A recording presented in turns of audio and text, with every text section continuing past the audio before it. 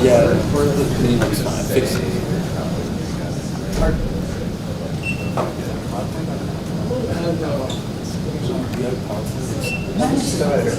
Yeah, she doesn't. AJ, you have to change the input.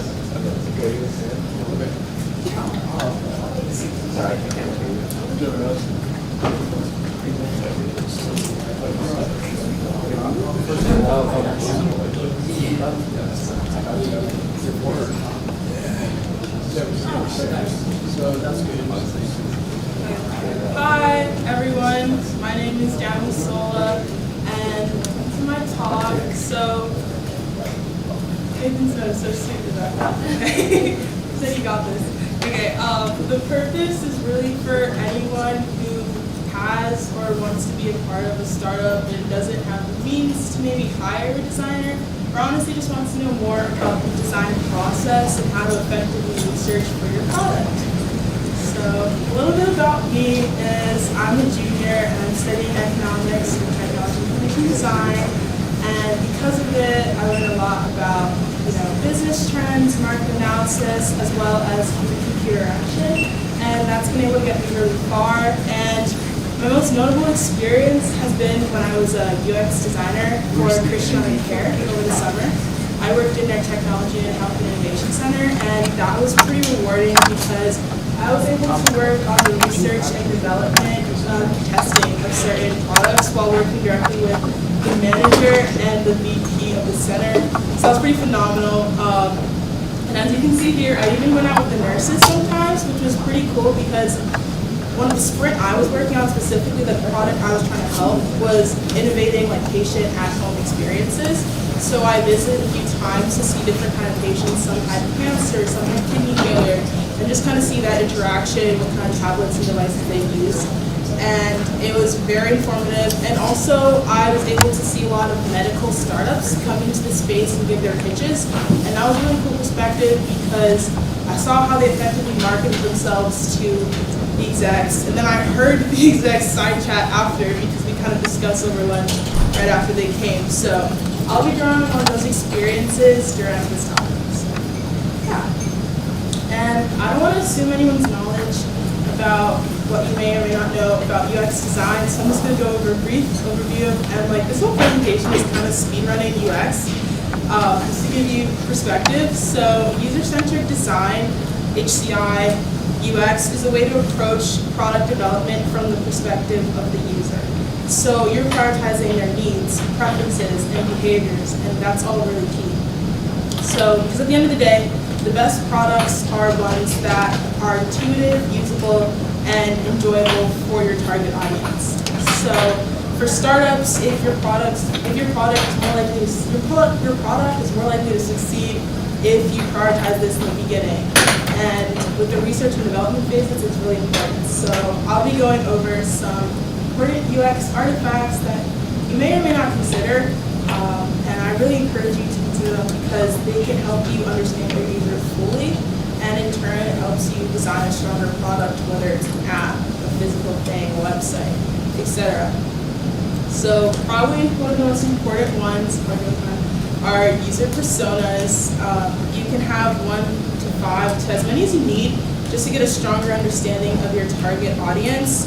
And this is actually an example of one of the ones I created over the summer. So one of the products I was working on was a device to help patients with epilepsy. And that was really cool because not only was I backing up data from market research, from Google searches, generative analysis, I was also going into the medical records and pulling sample data. So, the average age of our patients with epilepsy, or what kind of region they're in. I was based in Delaware, so the biggest city in Delaware. Their average income, and it's really important when you're trying to define your user that you don't make assumptions, because even when I was trying to make a random name, like Randy or something, they said why did you choose that? And I'm like, oh, I just thought of the name. They're like, no. What you can do is you can go back to your average birth year and search the most popular names. So even things as little as that are really important because you don't want to accidentally skew your data. And once you have that figured out, you can kind of figure out the personalities of people. You can identify their goals, concerns, behaviors, figure out a topic statement for them, and really great overall. Also, if you happen to find out that your target audience is different from what you were expecting, you can still work with your previous notion, but I would really encourage you to consider this new target audience that you might have identified and incorporate that in your product. Also, if anyone's interested in this template or any others I might mention, just come up to me after. I can share it with you, or I can get back to you. Also, this is another one I worked on in the summer because what I did in the beginning was figuring out our sample patients for at-home visits. So this person suffered from chronic kidney failure. And honestly, if you take a lot of time with your user persona, you may not have to do an empathy map if you're trying to cut down on time, but I do think it's also really important because it forces you to put yourself even more in the perspective of your user. And it's really amazing. And even for this one, you might be wondering how can you probably research for a patient if you don't have a specific product out there yet or hasn't been done before. But what you can do is just research your problem and then try to identify pain points. So I can't get into the product, but I can get into, Michael suffered from chronic kidney failure. So one of the things people with chronic kidney failure have to do is go on dialysis, and oftentimes that can be hours of your day, and you have to be in the hospital. So what are they constantly seeing, thinking, what might they fear, what might they taste, needs, all little things that you might overlook, but one thing they might see is like a white wall for most of their lives, which is pretty depressing, but it's true. So when you're designing solutions, you want to kind of go back to those moments. And this is not one of the ones from my summer. I can't let me show you that one, but this is a great example of what a user journey map is. And they visually represent the entire user experience, which helps you understand your users' interactions, their pain points, and opportunities of improvement throughout their interaction with your product or service. So what happens when they're bundled again, what they're considered exploring, comparing, testing. And it can seem dense and complicated. Like when I had to do this for the first time over the summer, I was freaking out. I was like, I don't know what to do.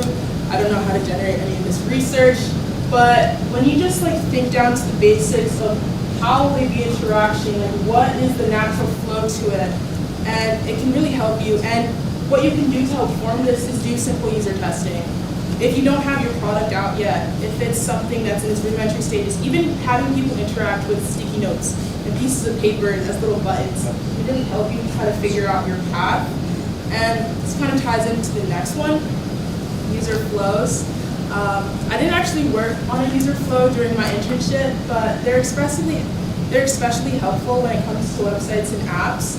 And I also learned how to do this from my friend Rashida, who's in the crowd. So while user journey maps, what I just went over, outline a user's journey through a product with an emphasis on their pain points, goals, and needs, a user flow is a more practical way to outline the interactions behind your product.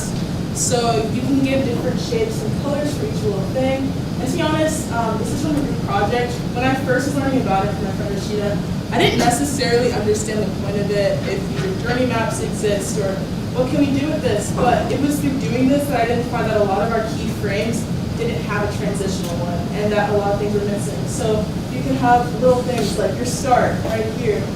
Every time you have a page, make it like a blue square, an action, there's a circle, a decision, there's a bunch diamond, and it can go on, and it really helps to identify what your user's trying to go, and having a user story at the beginning of it really keeps you oriented to what you're trying to create. And this is just for a specific feature in the app. Obviously, as you can see here, it could go on and on based on how many types of features you want for your product. But I think this is one of the best ones, honestly. It can give you direction, and it helps you not assume if you do it through a logical flow. Even just talking through it with someone who may not know UX, saying, does this make sense to you? Like if you start on this page, would you want to make this decision? Is this track? And so on. So that's another really great thing to consider. And I won't get too much into this one, but sitemaps are also great because it can help you figure out your information architecture, especially website. Yes? Yes, sir. Yeah. Just one slide guide. What's the difference between the Journey Maps and User Flows. It seems User Flow is more about Journey? Yeah. Journey maps are actually like, they're more focused on the user's pain points. What are their emotions while going through your product? How can you address those needs? Let's say like, oh, like what is their initial impression? Wow, that website looks great for shopping. Or maybe as they're going through it more, they see, oh, I wish all power dealerships were shown on a single map so I can play my route. Like you're kind of trying to figure out what kind of emotions, what kind of thoughts will they have as they go through the interactions of your product. Meanwhile, user flows are focused on, they're more practical, focused on like the necessary steps. So what kind of decisions will they make? What kind of decisions will lead to what new feature? So I can't read this, so I'm just gonna like ad-lib it, but as you can see here, as a user, I want to look at boards to organize and categorize my favorite recipes.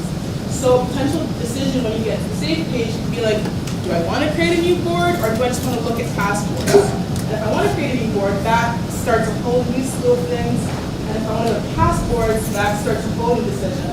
And trying to account for every single anomaly. And you can really go on and on with these. You can really try to account for edge case scenarios. But these are just general guides to help you with the format. Is that? Okay. How do you analyze those? How do I? Analyze those. Yeah, so whether you're working with a team or just trying to break it down, we kind of did backwards where we started with frames and then we started tackling this. And because we started tackling this, we realized that we were missing some key frames. And for background, it was an app. I'll get more into that later on. But just analyzing, like as you see here, do I want to create a new board or do I want to look at existing boards? If I want to create a new board, there probably has to be a plus feature somewhere that they can click to go to a different area. Or if I want to view previous recipes, like do you initially see that when you go to the save page? Is there a way to scroll and continue looking on? And what happens if you just want to keep viewing and then kind of going through those interactions? It kind of looks daunting. At first, I was really scared to tackle it, but I was kind of following Rashida's initial one, and I realized that every single decision, action makes sense, and the logic kind of flows. So it can seem confusing, but once you start working with it and just tweaking it, it'll start to come together and make sense. And that's why having the defined key is really important. So yeah, and then another one, last are sitemaps. These are also pretty simple. They help you understand the information architecture, especially if you have a website or app. And it doesn't go through, it's not really going through every decision a user can make, like, oh, they want to press this button on this page. That's not really the point. It's kind of just to outline the basic pages. And with so many breakdowns of like in the past slides, it can get confusing what your main objectives are. So this is a clear way to see everything, like your home page, how you can view your products, your account, and other things. So still really great, not as hard, but still worth having together. And all of those were really important things to consider when you're in your research phase. So now when it comes to building your brand and identity, this can actually be one of the hardest parts. And it's fun because you get to tackle with fonts, colors, and icons because they all are how your startup is identified and how people recognize you. But you have to put a lot of thought because first impressions are everything. So I just included a company example to show the difference between Google, Asana, and Slack because you don't necessarily have to reinvent the wheel when you're going for colors, but really having a set defined colors that are your own is really important because that's how people associate with it. I bet if I cut off this, you could probably most likely identify Google and Slack on just like at a glance because those colors are so associated with the brand. So that's just another thing to consider. And this is an example. I kind of talked about it briefly with the user flows, but Eureka is a group project I did with my friends. And this was probably one of the hardest projects we had, not only because of just figuring out the topic, which was providing college students with a budget-friendly and affordable and time-efficient recipe app. We also had to figure out brand identity. And you can get really carried away and lost with it, but there's so many things to consider. Like when we were doing colors, we were thinking about brand packaging, fun boxes, making it cute, like bright purples, pinks, everything. But we were really struggling with that because it wasn't really giving health, nutrition, wellness. And also we were struggling with the name. Like we had the concept for a really long time, but we didn't have the name. So I would encourage you to use any resource out there. We use ChatGPT, I'm not gonna lie.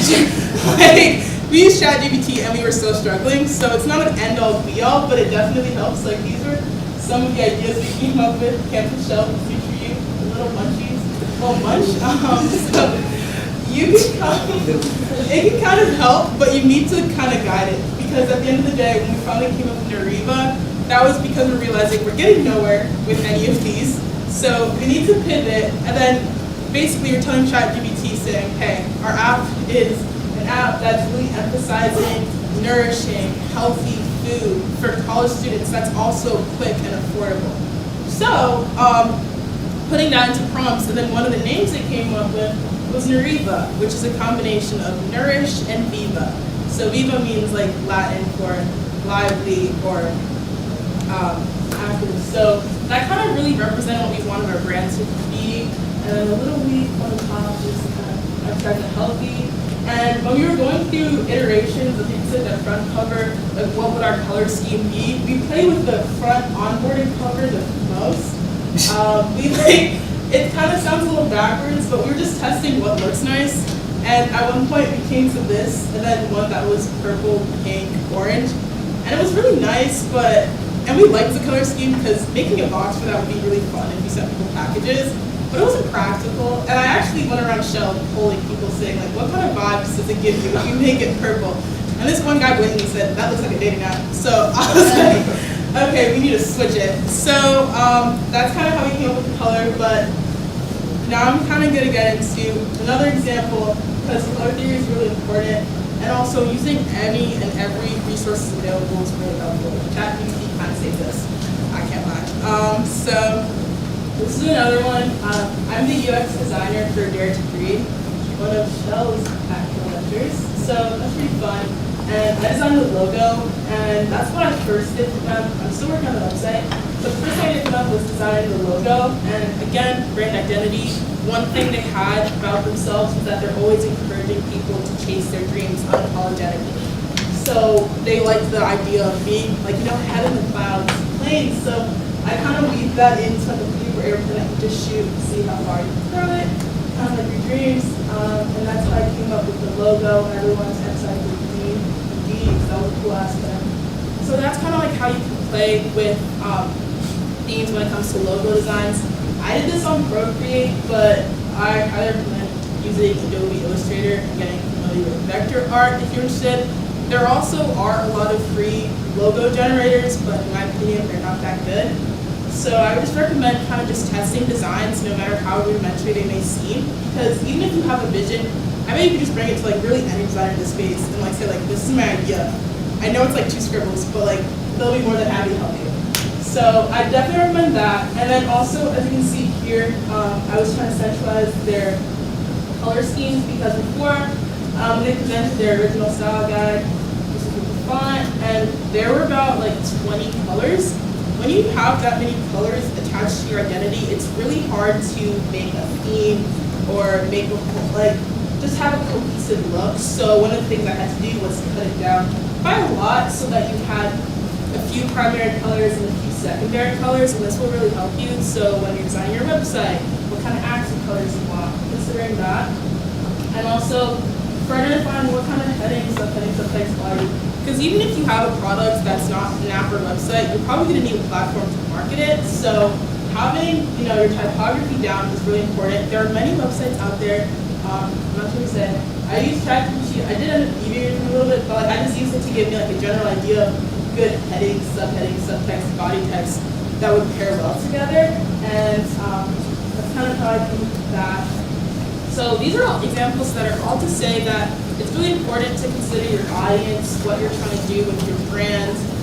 This one is kind of more warm colors, trying to invite you to try.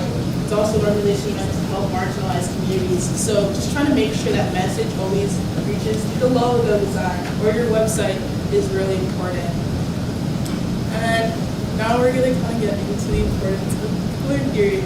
I kind of hinted at it in the past examples, but yeah, it's really important. And depending on the industry you're in, not only your products and what you want, you should just probably consider a little bit of your industry because that can kind of affect things. So we're actually going to play a little game. So I'm going to present you with an industry, and then you're going to kind of guess what colors are most associated with that industry. So then we can talk about it. So the first one is healthcare. I would have done more images, but any image online will give it away. So just like raise your hand if you want to guess what you think some of the colors are. And yeah, so your hand. Probably red. Red? Okay. Blue? I was gonna say blue. Blue? No one else? Okay. Just to mention, there are going to be 3 colors every time. So there are a range. We had red, blue. Actually, blue is the leading one, you know, because it represents trust, innovation, reliability. Green is also pretty good because it represents vitality, health, growth. And white, you know, for stability and peace. And red, while it is a solid choice, it could be kind of jarring if you kind of see it because healthcare, being a hospital, or getting treated can already be scary as it is. So considering what kind of peaceful colors you can do and keep in mind are really important. So that can feed back into your logo, maybe your patient portal, anything. And now financial systems or services. Any guesses? Like navy blue? Navy blue? Green? Green? White. White? Yellow. Okay. You guys are pretty on it, actually. So yeah, navy blue, a darker blue helps represent security, trust, reliability. You get greed for wealth, prosperity, obviously money, and then gold for prestige, achievement, all those little things. Set. Now technology. Guesses. Blue. Blue. I was gonna say blue. Yeah. Gray. Gray. Okay. That's enough. So pretty much that range. Again, blue is a pretty strong theme because it has an overall calming effect, but it also can represent trust and innovation, kind of like in healthcare. White again because being innovative, modern, simple, clean designs. In a world that like there's so much information, you kind of want things to not be overwhelming. So technology, that's really important. And then black for sophistication, luxury, professionalism are all things to keep in mind. And then fashion and beauty, the last one. Black. Black, pink, Red. red. Yeah, so kind of on the mark. Pink, femininity, usefulness. Purple, luxury, sophistication. Gold, elegance, glamour. But interestingly enough, with this industry and also kind of some others, the more elite or private and luxury brands you go up, the more muted the colors get. So for luxury fashion brands, you're more likely to see black, gold, silver. But you know, if you're a playful brand, it's probably trying to market towards teens, you'll probably have more pink, purple, but also makeup kind of has the whole spectrum. So that's pretty cool to know.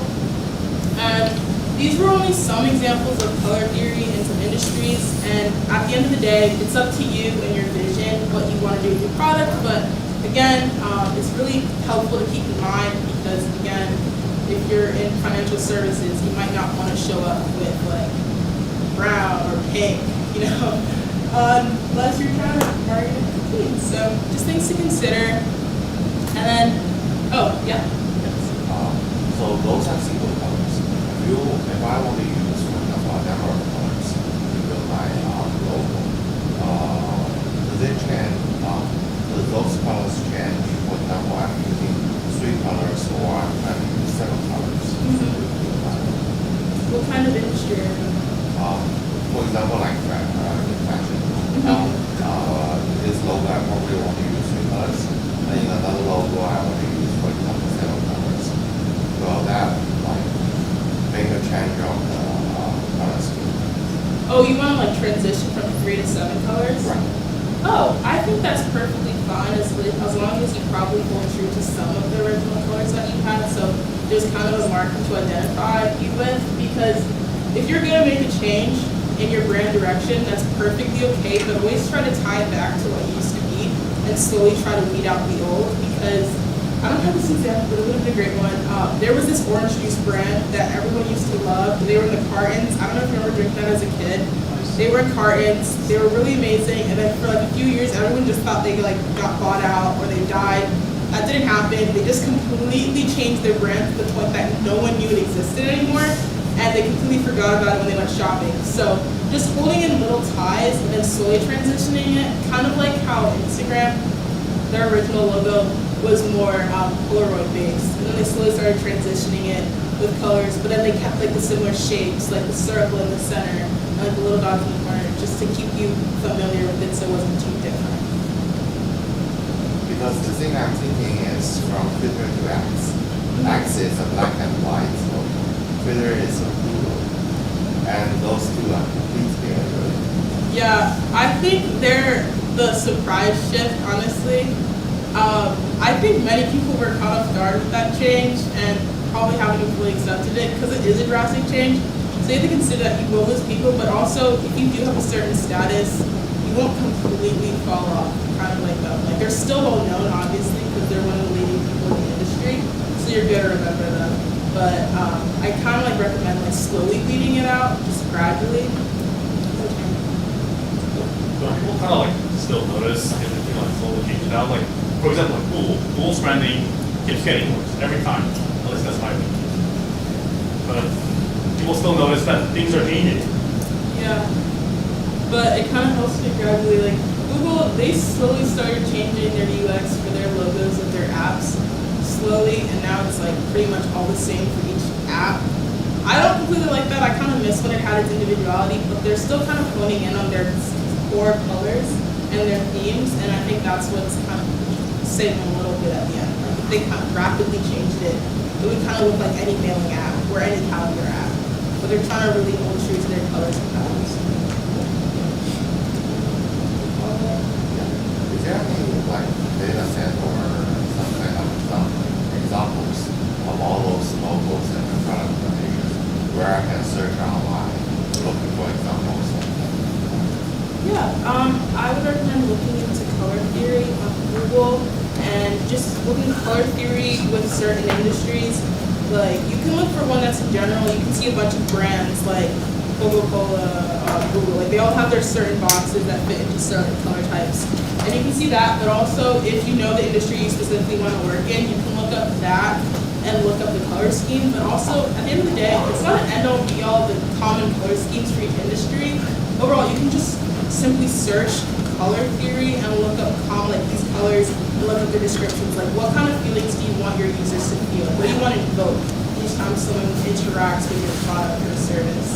And that can help guide you if you don't necessarily want to follow industry standards. And at the end of the day, that will work. Like if you want your app to be like Sunshine Rainbow, it's like really bright, people say that I love yellow. You don't really see it in many places, but I would still feel encouraged to use it in some products. If that makes sense. But also, it's important to keep in mind accessibility features, like making sure your color contrast is strong enough. And there are many checkers out there online because you want to be mindful of people with visual impairments or cognitive disabilities, if that's something that has to do with hearing, and so on. All those questions so far? Okay, great.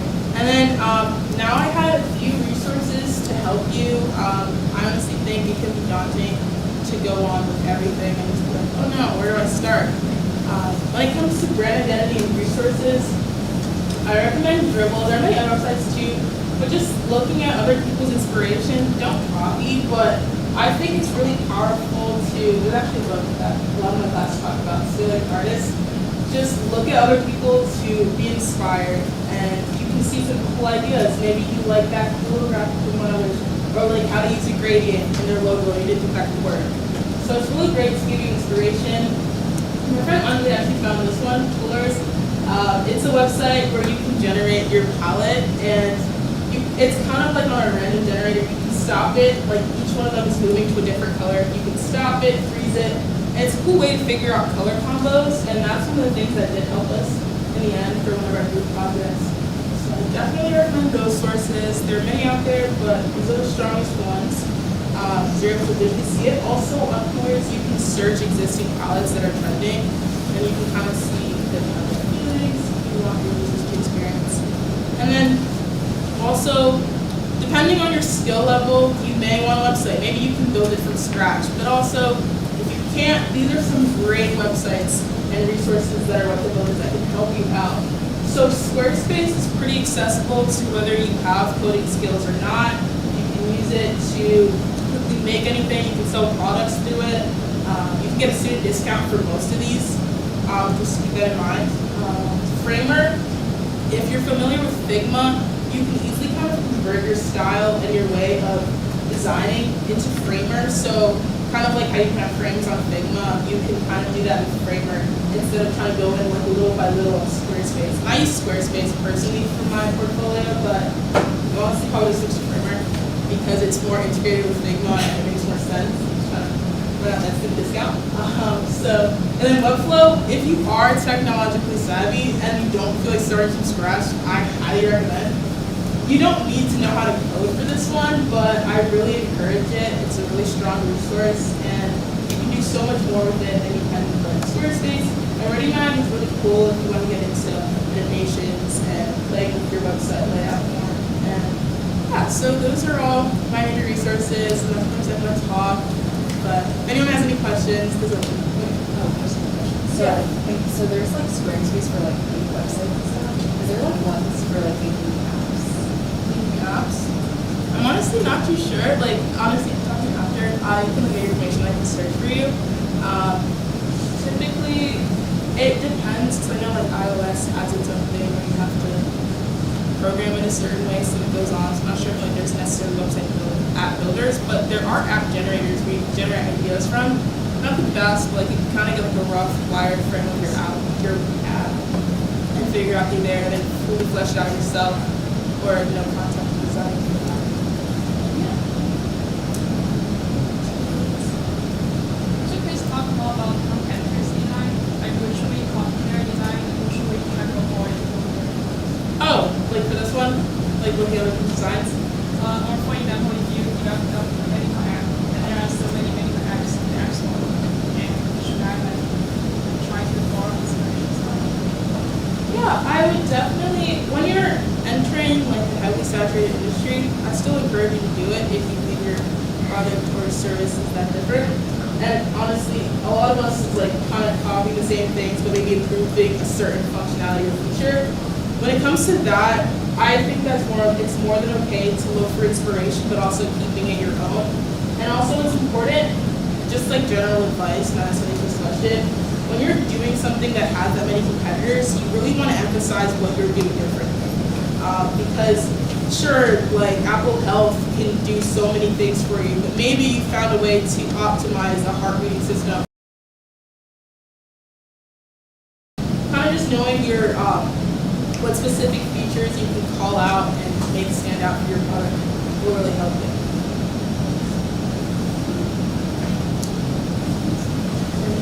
Oh, yeah. Okay, so you've talked to us about, I guess, like,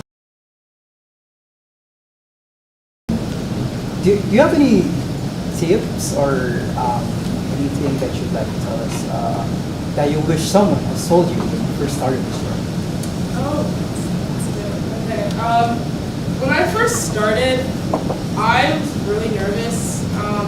Honestly, because I'm a double major, I was kind of considering consulting until I got more into design and realized how much I love it.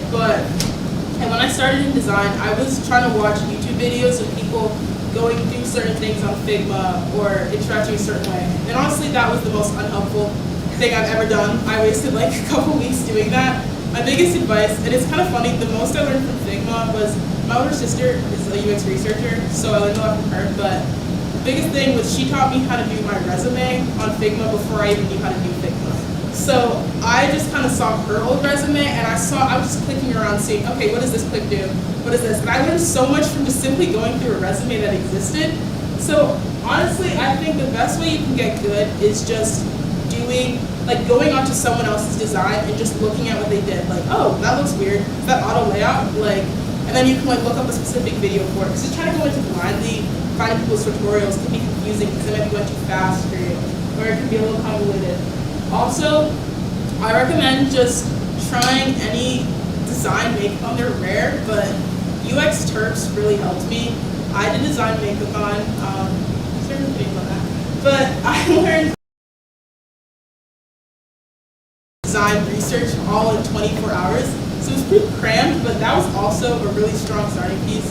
And also what's got me my internship over the summer, and what's really helping me and what's going to help me in my future internship that I have. So just look at other people's files. Just don't try to start from scratch. It's impossible. You have to like kind of work with someone at the end of the day. That's my business. So thanks for listening to my talk.